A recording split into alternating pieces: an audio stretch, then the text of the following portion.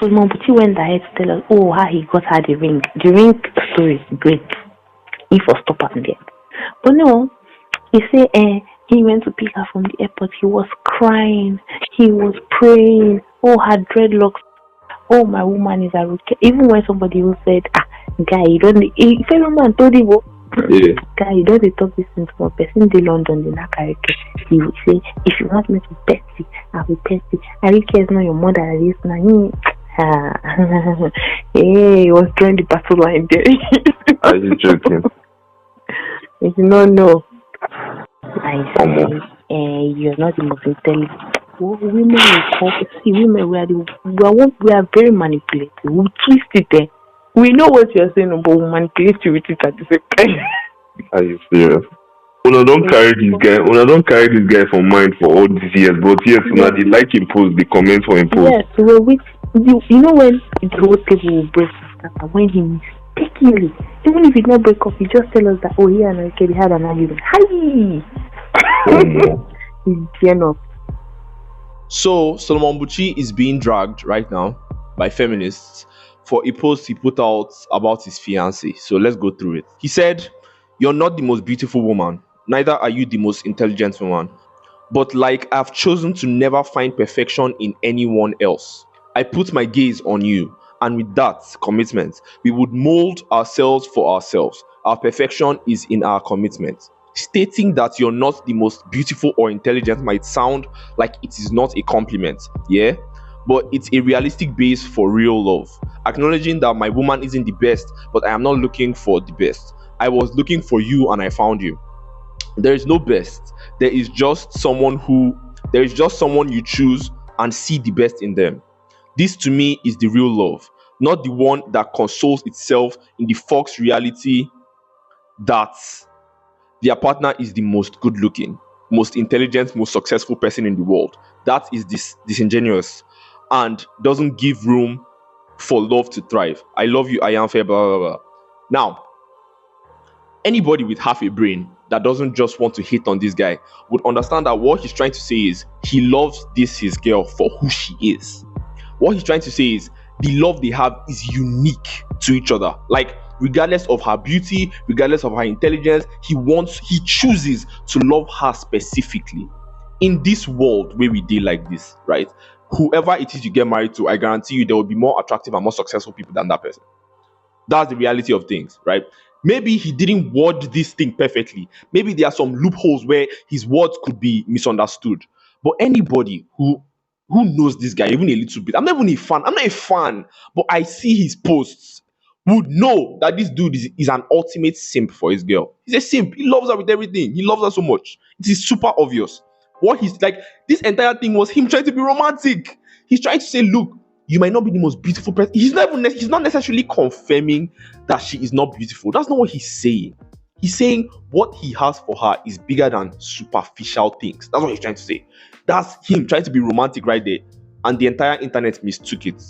In this video, I'm going to explain 3 very important lessons that us as men need to understand about dating. We need to learn from this Solomon Buchi situation. So make sure you watch till the end. Number 1, be a masculine man, not a real man.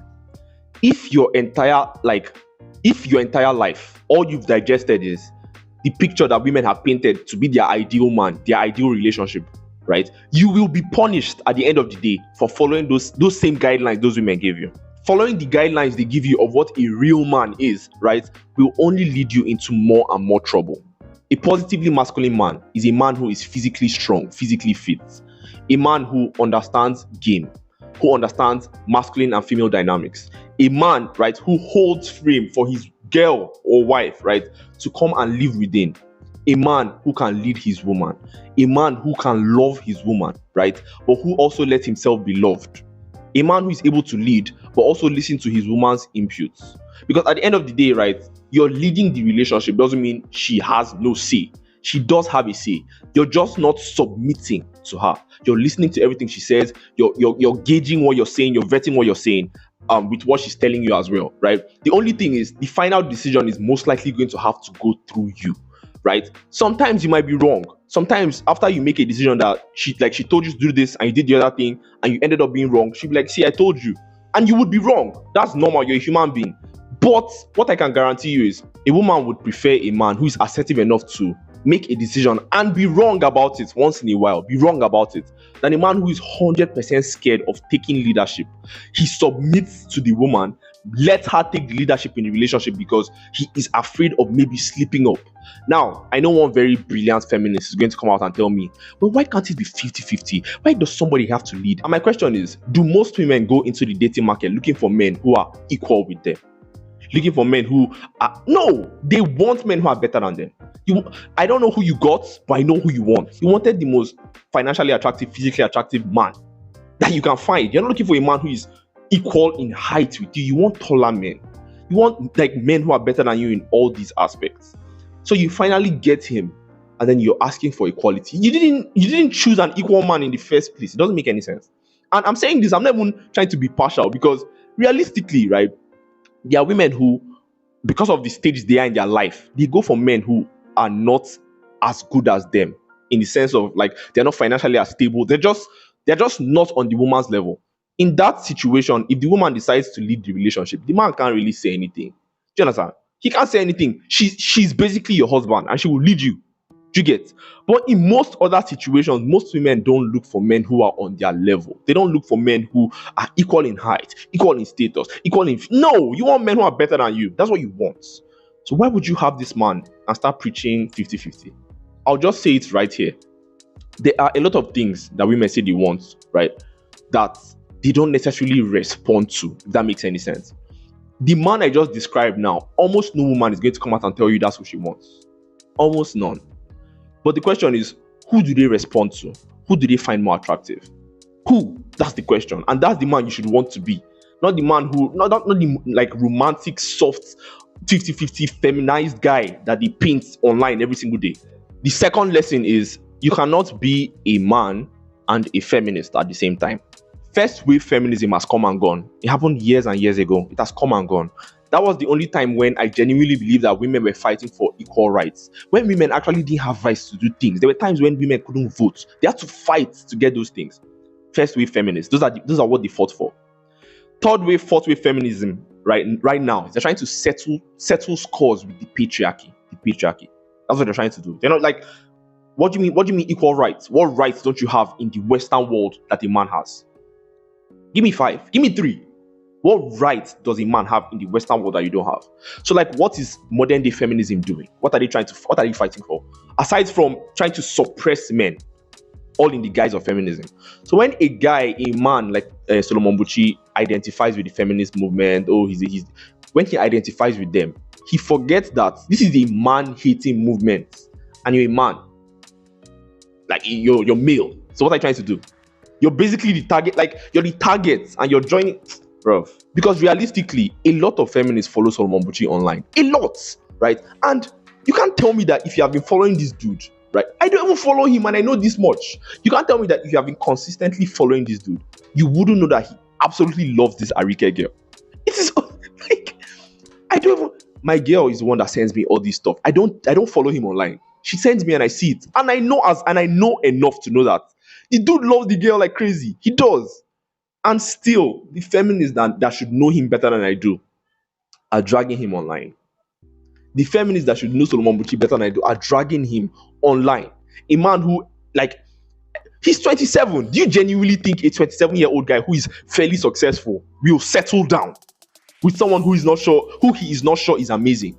Someone who he doesn't truly love? Come on now. This dude he's 27 years young. He doesn't need to get married right now. If he's getting married, then best believe that's a woman that he loves. Stop being dumb. And this is just more proof that pandering to feminists, right, is scoring you cheap, perishable points. Eventually, those points will be insignificant, and you will morph back to the man that they see you as. You're just a man at the end of the day. Lesson number 3. Women are allowed to have standards, but men are not. A woman's love is way more conditional than a man's. I don't think there's an argument. Do you want to argue it? I don't think you want to. It is way more conditional than a man's love. That one day, we know as men. Women know too, or at least I think they know. That's a fact. If a man mistakenly decides to vet a woman who has most likely already vetted him from the start, he becomes a bad person. A woman online, I can't remember her name, I think she's popular though.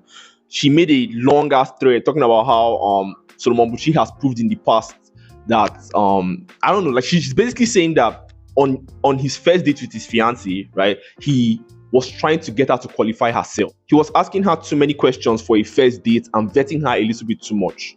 Now, I kind of agree. I agree because like you don't want to go on a first date should be very chill. You guys should have a good time and enjoy and get to know what you guys like and everything. You can't go like it's kind of like if you go on a first date with a woman and she starts telling you stuff like I hope you can take care of me, or I hope you can provide. It's disgusting. Even if you are a man who wants to do these things for that particular lady, you feel turned off, you feel a little bit objectified, you feel disgusted. So what that woman said though in that her thread, like it's true. She's very right that on the first date, you can't be out here like making that other person qualify themselves a little bit too much. I 100% get that. I do. But I don't have a problem with her. I have a problem with the way people responded to that post, the comments I saw. Bruv. Women were like, how would I qualify myself for a man? I'm like, what? What? A man who even before, I'm very sure that even before you agreed to go on the date, you already vetted him, you already went through his page, you already found out that okay, this man is the caliber of man I want to hang out with, and then you don't want to qualify for him. That is the innate solipsism that a lot of women have, where they feel like they are perfect the way they are. This is the exact same reason why you don't hear fat men complain when they are called fat. You don't hear fat men come up with like justifications for why they are like that and how they should be, and why they should be loved the way they are, because there's no reason for you to come online and be screaming, how can I qualify myself for it? What the hell? You can and you will. If not, you stay single till you You have to qualify yourself for a man who is quality. Obviously, in the manosphere, a lot of men preach never qualify yourself for a woman. What they're saying is don't overtly do it. Regardless of whether you want it or not, as a man, you must qualify yourself for a woman. You must do it, because if you don't have quality, she's never going to be present in the first place. So it happens both ways. You get it happens both ways. So I was going through this thread and I'm like, what's in these people they talk? Like, I get what the writer herself, I can't remember her name, I think she's an Igbo girl. I get what she was trying to say. Like on the first date, you can't. She made a very good point. But the people in the comments, man, I'm like, something's wrong with these people. Like, you have to be really narcissistic to think that you would want the world from a man, but then absolutely bring nothing in return. If he says, I'm a babe, you don't add weight to. Don't you love me for who I am? Shut the fuck up and go to the gym. Jesus. If you like the video, hit the like button. I think the next video you should watch is my video called The Biggest Lie Nigerian Women Tell Men. Click on the box on the screen or the second link in the description. Watch it. Don't forget to subscribe for my membership program. How far now? Month on the end. I'll be very grateful if you guys can subscribe. Even if I get like 5 subscriptions. Just click on the second link in the description or click on the join button beside the subscribe button. Subscribe for my membership program and God will bless you. I'll see you guys in the next one. It will be.